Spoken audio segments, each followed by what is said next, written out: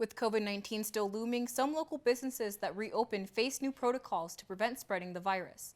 NAZ Today's Connor Trett tells us that is certainly the case for the Sacred Ground Tattoo Shop here in Flagstaff. You might think that the last thing people would want to do in a pandemic is get a tattoo. But for Flagstaff's oldest shop, Sacred Ground Tattoo, business seems to be good. Tattoo artists say that they are doing what is necessary to keep clients safe. Since we're dealing with blood and airborne pathogens, we got to clean our areas, and it's pretty much the same protocol as, protecting ourselves against COVID. We cover everything that any fluid's going to get on with plastic, cover up our equipment with plastic or a barrier sheet. For the record, all interviews were conducted using social distancing. Sacred Ground Tattoo, along with many other tattoo shops in the U.S., are bracing for the massive influx of customers coming in November.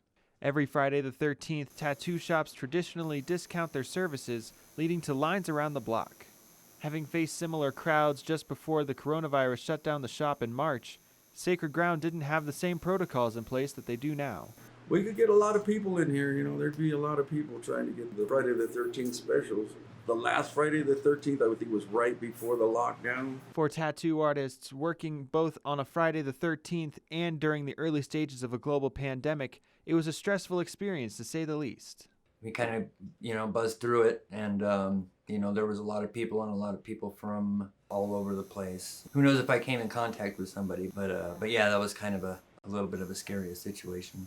Since March, the shop's artists and owner have been working on a way to better prepare for the next Friday the 13th and have worked out a system to minimize the number of people in the shop. We're probably just gonna have tickets, so if you want to come in and get a Friday the 13th tattoo, you come in, we give you a ticket. That way we don't have lines and crowds. Despite having to cut back his hours due to health concerns, the shop's owner, Dave Maestas, says there's no other business he'd rather be in.